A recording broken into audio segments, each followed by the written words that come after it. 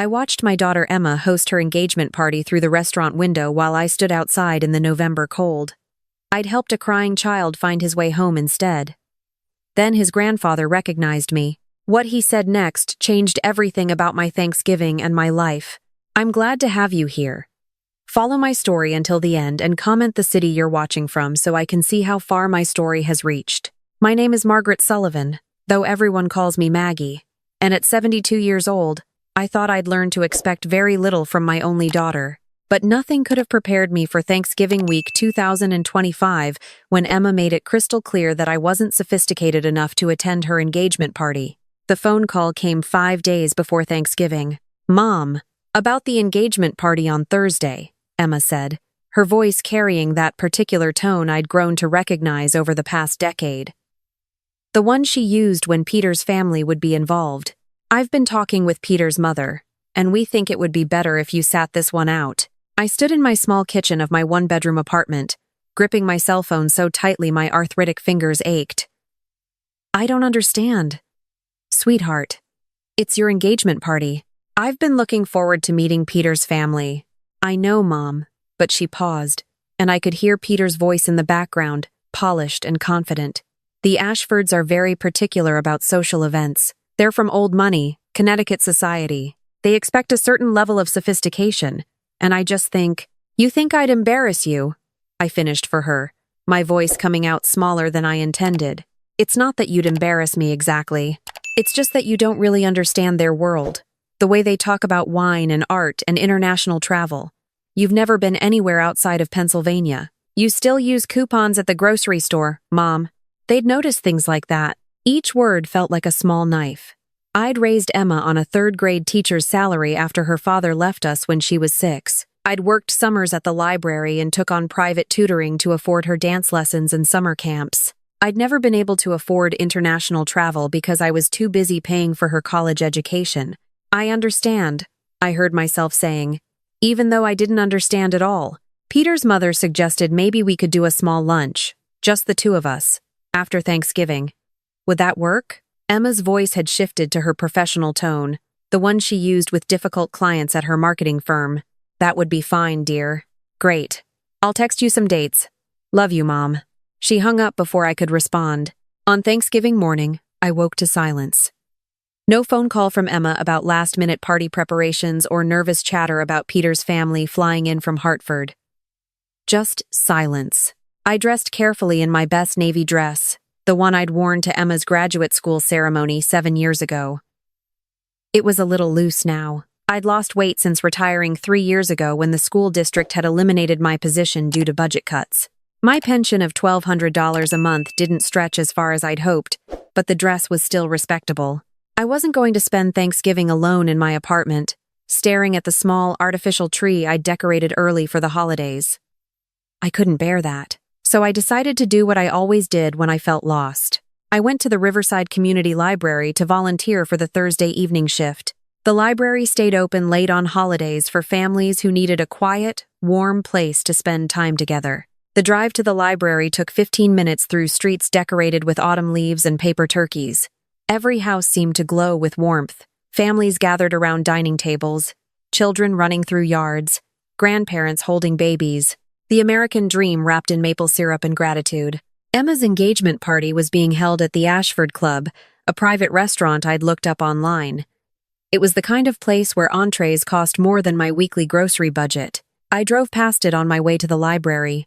Through the tall windows, I could see Emma in a cream-colored dress, laughing with a group of well-dressed people. Peter stood beside her, his arm around her waist, looking like he'd stepped out of a Ralph Lauren advertisement. His parents held champagne glasses, and someone was making a toast. I could see the empty chair at one of the tables. For one wild moment, I wondered if they'd saved it for me after all. But then Peter's sister sat down, and I realized that chair had never been meant for me. I parked in the library lot and sat there for a moment, watching the golden light spill from the restaurant across the street. My hands were cold despite the car's heater. I thought about all the Thanksgivings I'd spent cooking Emma's favorite dishes, even when I could barely afford the ingredients. The year I'd worked 3 jobs so she could go on that school trip to Washington, D.C. The countless nights I'd stayed up helping her with homework and college applications. When had I become someone my daughter was ashamed of? When had my love become something she tolerated rather than treasured? Finally, I got out of my car and walked into the library. The building smelled like old books and fresh coffee. Mrs. Chen, the head librarian, looked surprised to see me. "Maggie, I didn't expect you tonight. It's Thanksgiving." I smiled, trying to keep my voice steady. "I don't have anywhere else to be. Besides, someone should be here for the families who need us." Mrs. Chen gave me a knowing look but didn't press further. She handed me the volunteer sign-in sheet and pointed to the children's section. "We've had a few families come in already. The kids might appreciate someone reading to them." I made my way to the children's area, a cozy space with colorful rugs and small chairs. A few children played quietly while their parents browsed books or worked on the public computers. I was settling into the reading corner, preparing to start the evening story time, when I heard it, the sound of a child crying. At first, I thought it was just frustration or tiredness. But as the minutes passed, the crying grew more desperate. I found him in the reference section, a small boy about 8 years old, with dark, curly hair and large brown eyes that were red from crying. He was holding a worn copy of Harry Potter and the Sorcerer's Stone. "Oh, sweetheart," I said softly, kneeling down beside him despite the protest from my knees. "What's wrong?" "My mom was supposed to pick me up an hour ago," he sobbed. "She always picks me up from the reading program. But she's not here, and her phone goes straight to voicemail. I don't know what to do." My heart broke for this child. "What's your name, honey?" "Daniel," he whispered. "Daniel Fitzgerald." "Well, Daniel, I'm Mrs. Sullivan, but you can call me Miss Maggie. Let's go talk to Mrs. Chen at the front desk. She can help us figure out how to reach your mom." But when we got to the front desk, Mrs. Chen told us that all the emergency contacts listed for Daniel weren't answering their phones. His mother's cell went to voicemail. His father's number was disconnected. His grandmother's phone rang endlessly without an answer. His mom probably just got stuck in traffic, Mrs. Chen said, trying to sound reassuring. "Thanksgiving traffic can be terrible. Why don't you stay with Daniel until someone arrives, Maggie?" I looked down at Daniel's tear-stained face and made a decision. "Of course." "Daniel, would you like me to read to you while we wait?" He nodded, clutching his Harry Potter book tighter. We settled into the reading corner, and I began to read. Daniel's crying eventually stopped as he lost himself in the story of a boy who felt lost and unloved until he discovered he was special. The irony wasn't lost on me. 1 hour passed, then 2, then 3. Mrs. Chen kept checking her watch nervously, and I knew the library would close at 8 o'clock, but I couldn't leave Daniel alone, and neither could she. "Miss Maggie," Daniel said softly as I finished chapter 7.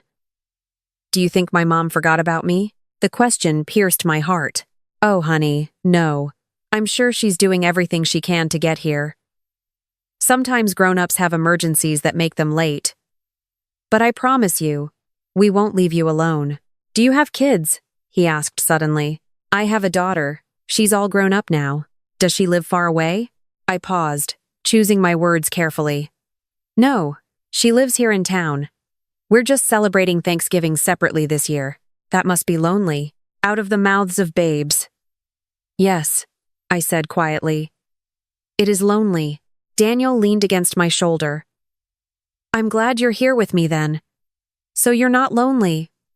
And I'm not scared." I felt tears prick at my eyes, but I blinked them back. "I'm glad I'm here too, sweetheart." At 7:45, just as Mrs. Chen was beginning to discuss calling child services, the library doors burst open. A man strode in, tall and distinguished, probably in his early 70s, with silver hair and an expensive overcoat. He moved with the confident urgency of someone used to solving problems quickly. "Daniel," the man called out, his voice tight with worry. "Grandpa!" Daniel shouted, jumping up from my lap and running to the man. The grandfather swept Daniel into his arms, holding him tightly. "Thank God. I've been looking everywhere for you. Your mother had a car accident. She's fine, just a broken wrist and some bruises, but she's at Pennsylvania Hospital. Her phone was destroyed in the crash, and she couldn't remember where you were. She finally remembered the library reading program, but she couldn't recall which library. Is Mom okay?" Daniel asked, his voice small. She's going to be just fine. But I'm so sorry you were scared, buddy. I wasn't that scared, Daniel said. Miss Maggie stayed with me. She read me 7 whole chapters of Harry Potter. The grandfather turned to look at me for the first time, and I watched as his expression shifted from relief to confusion to shock to something I couldn't quite identify. Margaret? He said, his voice barely above a whisper. Margaret Sullivan? I stared at him, searching my memory. His face was vaguely familiar, but I couldn't place it. I'm sorry. Do we know each other? He took a step closer, his eyes never leaving my face. It's Robert. Robert Fitzgerald. Though you knew me as Robbie. You were my 3rd grade teacher at Lincoln Elementary School 40 years ago. The memory hit me like a lightning bolt. Robbie Fitzgerald. The boy who couldn't read. The child other teachers had dismissed as lazy or slow. The student I'd stayed after school with 3 days a week for an entire year because I'd recognized what the others hadn't. He had dyslexia. Robbie. I breathed. Oh my goodness. Look at you. You remembered me, he said, and his voice cracked slightly. Of course I remembered you. You were one of my brightest students. You just needed someone to see that. Mrs. Chen cleared her throat gently. I hate to interrupt, but we really need to close the library now. Robert turned to her. Of course. I apologize for keeping you late. He looked back at me. Mrs. Sullivan? Miss Maggie? May I speak with you outside for just a moment? I nodded, grabbing my worn coat from the chair. We stepped out into the November night, and Daniel ran ahead to Robert's car, a black Lexus that gleamed under the parking lot lights. Mrs. Sullivan, Robert began, then stopped. I can't believe it's actually you. I've thought about you so many times over the years. I'm sure you've had many teachers since then, I said, suddenly feeling self-conscious about my old coat and scuffed shoes compared to his obvious wealth. I've had many teachers, he agreed, but you're the only one who changed my life. Do you remember what you said to me the day you explained dyslexia to me? I shook my head. That was 40 years ago, Robbie. I'm afraid I don't. You said that some of the smartest people in the world had dyslexia. You said that my brain just processed information differently, and that different wasn't wrong. It was just different. You said I could do anything I wanted if I learned to work with my brain instead of against it. The memory was coming back now, slowly but surely. I remembered a small boy with dark curly hair just like Daniel's, who'd been labeled a troublemaker because he acted out rather than admit he couldn't read what was on the board. You were the first person who ever made me believe I wasn't stupid, Robert continued. The first person who stayed late to help me. The first person who called my parents to tell them something good about me instead of complaining. Do you know what you did for me? I just did my job, I said softly. No, Robert said firmly. You went far beyond your job. You bought me books from your own money, special books designed for dyslexic children. You spent your lunch breaks reading with me. You advocated for me when the school wanted to hold me back a grade. You saved my life, Mrs. Sullivan. I felt tears starting to form. I just wanted you to succeed, and I did. Because of you. Robert's voice grew stronger. I got my reading up to grade level by 5th grade. I graduated high school with honors. I went to Penn State and then Harvard Business School. I built a real estate development company that now operates in 12 states. But none of that would have happened if you hadn't believed in me first. I stared at him, trying to reconcile the struggling 8-year-old boy I remembered with this confident, successful man standing before me.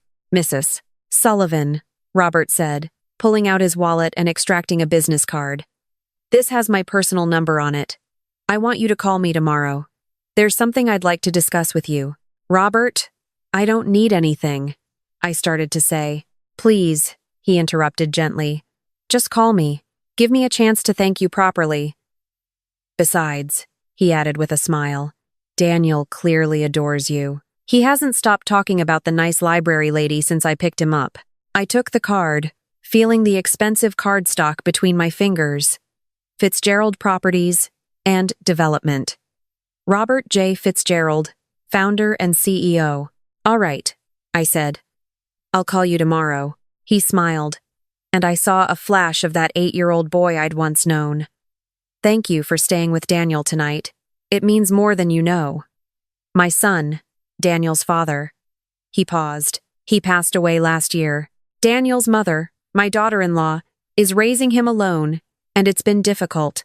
Nights like tonight when there's an accident are her worst nightmare. I'm so sorry for your loss, I said. Daniel is a wonderful boy. Your son must have been a wonderful father. He was. And you helped make him that way. Because I learned from you what it meant to truly care about a child's potential. We said our goodbyes, and I watched as Robert's Lexus pulled out of the parking lot. I stood there in the cold for a long moment, holding his business card and feeling something I hadn't felt in years. The feeling of being valued, of mattering. When I got home to my small apartment, I sat in my worn armchair and thought about the evening. Across town, Emma was probably still celebrating her engagement, surrounded by sophisticated people who knew about wine and art and international travel. People who would never know what it felt like to stay after school with a struggling student because you believed in them. For the first time in days, I didn't feel inadequate. I felt grateful for the life I'd lived, even if it wasn't sophisticated. The next morning, I woke up to my phone ringing. It was Emma. Mom, where were you yesterday? I drove by your apartment last night to drop off some leftover food from the party, and your car wasn't there. I was volunteering at the library, I said simply. On Thanksgiving? Emma's voice carried a note of something I couldn't quite identify. Was it guilt? Someone needed to be there for the families who needed us. There was a pause. Well, anyway, the party was amazing. Peter's parents loved everything. His mother said I made the perfect future daughter-in-law. That's wonderful, sweetheart. I'm happy for you. Mom, are you okay? You sound different. I'm fine, Emma. I actually had a very meaningful evening. I helped a lost little boy, and I reconnected with a former student. Oh, that's nice, Emma said. But I could tell she wasn't really listening. Listen, I've got to run. Peter and I are driving to Hartford this weekend to look at wedding venues. His parents have connections at some amazing country clubs. Have a safe trip, I said. After we hung up, I looked at Robert's business card for a long moment before dialing his number. He answered on the second ring. Mrs. Sullivan, I'm so glad you called. Are you free for lunch today? There's a conversation I'd very much like to have with you. We met at a quiet cafe near the river, far from the fancy restaurant where Emma's party had been. Robert was already there when I arrived, sitting at a corner table with 2 cups of coffee. I hope you still drink coffee, he said as I sat down. I remember you always had a thermos of it during our after-school reading sessions. I smiled. Some things never change. We talked for a few minutes about Daniel and his mother's recovery. Then Robert leaned forward, his expression serious. Mrs. Sullivan, I'm going to be direct. I know you retired from teaching 3 years ago. I know you volunteer at the library. And I know that teachers' pensions in this state are criminally inadequate. I felt my cheeks flush. Robert? If this is about money, please, let me finish. 5 years ago, after my son died, I started a nonprofit foundation in his memory. The Fitzgerald Literacy Foundation provides free tutoring and resources for children with learning disabilities. We've helped over 1,000 children in 5 years, but we're ready to expand nationally. That sounds wonderful, I said. Not sure where this was going. I need someone to run it. Someone who understands not just the educational theory, but the human heart behind it. Someone who knows what it's like to see a child struggle and refuse to give up on them. Mrs. Sullivan, I'd like to offer you the position of Executive Director of the Fitzgerald Literacy Foundation. I stared at him in complete shock. Robert, I'm 72 years old. I've been retired for 3 years. I'm not qualified to run a national organization. You're the most qualified person I know, Robert said firmly. You have 40 years of teaching experience. You specialized in early literacy and learning disabilities. You have the patience, the compassion, and the vision we need. Everything else can be learned, but I don't have an MBA or experience running a nonprofit or I don't care about MBAs, Robert interrupted. I care about character. I care about someone who will fight for these children the way you fought for me. Someone who will see them as human beings with potential, not as statistics or problems to be solved. I shook my head, overwhelmed. What would this position even entail? You'd oversee our program development, manage a team of education specialists, work with school districts to implement our curriculum, and represent the foundation at conferences and fundraising events. The salary would be $9,000 per month, plus full health insurance, plus a housing allowance. We'd also provide a car for professional travel. $9,000 per month, more than 7 times my current pension. More money than I'd ever made in my entire career. That's too much, I said automatically. I couldn't possibly be worth that much. Robert's expression grew serious. Mrs. Sullivan, let me tell you what you're worth. 40 years ago, you spent your own money on books for me. You spent your free time teaching me. You advocated for me when no one else would. You gave me the gift of believing in myself. Do you know what happened because of that? I waited silently. I didn't just succeed academically. I became someone who believes in giving others chances. My company has a program that hires and trains people with learning disabilities. I've funded literacy programs in 12 cities. I've helped hundreds of children get the support they need. And I'm doing all of that because you taught me that everyone deserves someone who believes in them. He pulled out a photograph from his wallet. It showed a younger version of himself standing with a teenage boy. My son, Daniel's father. He had severe dyslexia, just like me. But I knew how to help him, because you taught me. He graduated from college, became a social worker, spent his life helping others. That's your legacy, Mrs. Sullivan. That's what you're worth. I felt tears streaming down my face now, not from sadness but from something I couldn't quite name. Maybe it was the feeling of finally being seen, truly seen, for who I was and what I'd done with my life. Robert, I whispered. I don't know what to say. Say yes, he said simply. Say yes, and help me build something that will help thousands of children the way you helped me. Say yes, and let me finally give back what you gave me all those years ago. I thought about my small apartment and my shrinking pension. I thought about Emma's engagement party and the chair that had never been meant for me. I thought about a lifetime of staying late to help struggling students, of buying school supplies with my own money, of believing in children when no one else would. And I thought about Daniel, holding on to Harry Potter and trusting me to keep him safe. Yes, I said, my voice stronger than it had been in years. Yes, I'll take the position. Robert's face broke into a wide smile. Welcome to the Fitzgerald Literacy Foundation, Director Sullivan. Over the next 2 weeks, my life transformed in ways I never could have imagined. Robert's foundation provided me with a beautiful 2-bedroom apartment overlooking the river, fully furnished with floor-to-ceiling bookshelves and a reading nook. They gave me a reliable car, a silver Honda that started every time without the mysterious noises my old vehicle had made. And they introduced me to the foundation team, a group of dedicated educators and administrators who welcomed me with genuine warmth. I dove into the work with an energy I hadn't felt in years.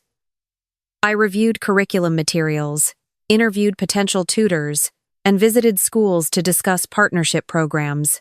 I met with parents whose children were struggling and saw my own reflection in their worried faces. I knew how they felt. I knew what they feared. And I knew how to help them. The best part was working with the children themselves. Every Tuesday and Thursday, I led small group sessions at the Foundation's Learning Center, watching a child's face light up when they finally decoded a difficult word, seeing them gain confidence as they realized they could learn, being the person who believed in them. This was what I'd been born to do. 6 weeks after Thanksgiving, I was working late in my office when my phone rang. Emma's name appeared on the screen. Mom, she said, and her voice sounded strained. Can I come over? Of course, honey. Is everything all right? Can I just come over, please? 30 minutes later, Emma sat on my new couch, her eyes red from crying. The engagement is off, she said flatly. I sat beside her, putting my arm around her shoulders. Oh, sweetheart. What happened? Peter's parents happened. She took a shaky breath. After Thanksgiving, they started making all these demands about the wedding. It had to be at their country club, with their guest list, with their chosen vendors. And when I pushed back, Peter sided with them every time. Then last week, his mother suggested that maybe Peter and I should sign a prenuptial agreement, not to protect his money, he doesn't have any, to protect their money, to make sure I understood that I was marrying into their family, and needed to know my place. Emma looked at me with such pain in her eyes. When I told Peter I was hurt by that, he said I was being too sensitive, that this is just how sophisticated families handle things, that I should be grateful they were even letting someone from my background marry into the Ashford name. Someone from my background, Mom. Like I was some kind of charity case. I held her as she cried, remembering the phone call weeks ago when she'd said almost the exact same thing about me. Sometimes our greatest lessons come from experiencing the pain we've caused others. I called off the engagement yesterday, Emma said. Peter was shocked. He actually said, quote, "Where else are you going to find someone like me?" I looked him right in the eye and said I hoped nowhere. I smiled despite the sadness of the situation. Good for you, sweetheart. Emma pulled back and really looked at my apartment for the first time. Mom, what is this place? This isn't your old apartment. No, I said. I moved about 3 weeks ago. But how? This place must cost a fortune. It's provided by my employer, I said calmly. Your employer? Emma looked confused. Mom, you're retired. I was retired. But I've taken a new position. I'm the executive director of the Fitzgerald Literacy Foundation. Emma's mouth fell open. You're what? Over the next hour, I told her the whole story. Daniel crying at the library, Robert recognizing me, the job offer, my new life. When I finished, Emma was quiet for a long moment. Honey, no, please let me say this. She took a deep breath. I was ashamed of you at the engagement party. I was ashamed that you weren't sophisticated like Peter's mother, that you used coupons and drove an old car and hadn't traveled to Europe. I thought those things made you less than them. Her voice broke. But you know what Peter's mother has never done? She's never taught a struggling child to read. She's never spent her own money to help someone else's kid. She's never changed anyone's life except to make them feel small. You've probably changed hundreds of lives, Mom. Thousands, maybe. And I was too busy being impressed by her wine collection to see how amazing you are. I reached over and took her hand. Emma, I forgive you. How can you forgive me so easily? I was awful to you. Because you're my daughter, and I love you. And because sometimes we have to learn hard lessons about what really matters. You learned yours. That's what counts. Emma leaned her head on my shoulder. What really matters, Mom? I thought about my 40 years in the classroom. I thought about Robbie Fitzgerald and the thousands of students I'd taught. I thought about Daniel holding Harry Potter and trusting me to keep him safe. What really matters is how we treat people, especially when they're vulnerable. What really matters is believing in someone when no one else does. What really matters is not the sophistication of your wine collection, but the depth of your compassion. Emma was quiet. Then she said, Can I ask you something? Why did you stay with that little boy at the library for 3 hours? You could have just told Mrs. Chen and left. Because he needed someone, I said simply. And I know what it feels like to need someone and have no one show up. Emma started crying again. But this time, they were different tears. I'm so sorry, Mom. For all of it. For making you feel like you weren't good enough. For not showing up when you needed me. I held my daughter and realized that sometimes the greatest gifts come disguised as painful moments. Emma had learned something about herself and about me that she never could have learned any other way. 2 months later, I stood at the podium during the Fitzgerald Literacy Foundation's annual gala, looking out at a ballroom filled with donors, educators, and families we'd helped. Robert had asked me to speak about the foundation's mission, and I'd spent weeks preparing my remarks. But when I got to the microphone, I set my notes aside and spoke from my heart. 40 years ago, I was a young teacher who loved helping children learn to read. I didn't choose teaching because it was prestigious or well-paid. I chose it because I believed that every child deserved someone who saw their potential. Someone who wouldn't give up on them. Someone who believed they mattered. I paused, looking out at the faces in the crowd. I saw Robert sitting with Daniel. I saw Emma, who'd volunteered to help with the event. I saw Mrs. Chen from the library. I saw dozens of children we'd helped, sitting with their proud parents. Over the years, I taught thousands of children. I stayed late countless times. I spent my own money on books and supplies. I fought with administrators who wanted to give up on struggling students. I did all of this not because I expected anything in return, but because I believed it was the right thing to do. My voice grew stronger. And I want to tell you something I've learned. The value of a life isn't measured in how sophisticated you are, or how much you've traveled, or what clubs you belong to. The value of a life is measured in how many people you helped along the way. It's measured in the child who learns to read because you wouldn't give up on them. It's measured in the kindness you show when no one is watching. It's measured in believing in people when they can't believe in themselves. I looked directly at Robert. 40 years ago, I taught a boy who the world said couldn't learn to read. Today, that boy has built a foundation that will help thousands of children. That's what happens when you believe in someone. That's the ripple effect of compassion. The room erupted in applause, and I saw Robert wiping tears from his eyes. After the gala, as Emma and I drove home together in my new car, she said, "Mom, I'm really proud of you. Not because you have this fancy job now, but because you've always been exactly who you are. You've always been someone who shows up for people, even when they don't deserve it. Even when they exclude you from engagement parties?" I asked gently. "Especially then," Emma said. "You taught me something important these past few months. Being sophisticated isn't about knowing which fork to use or having traveled to Europe. Being sophisticated is about having a sophisticated heart. And you have the most sophisticated heart of anyone I know." I reached over and squeezed her hand.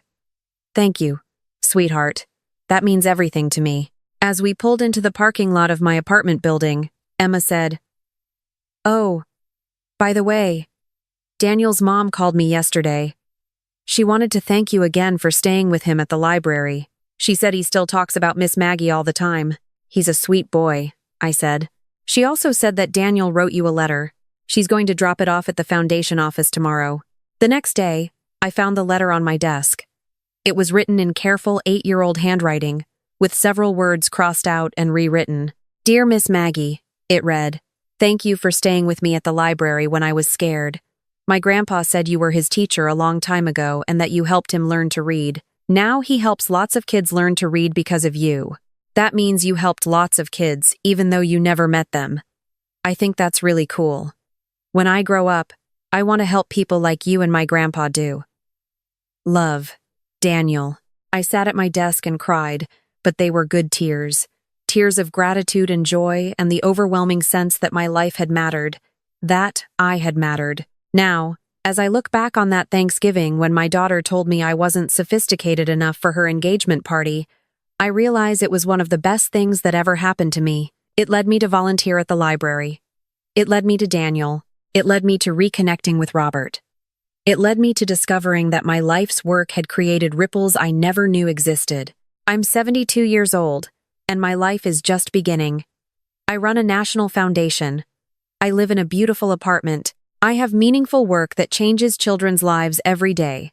And most importantly, I have a daughter who finally understands that true sophistication isn't about knowing which wine to order. It's about knowing which child needs someone to believe in them. Blood doesn't make family. Love and respect do.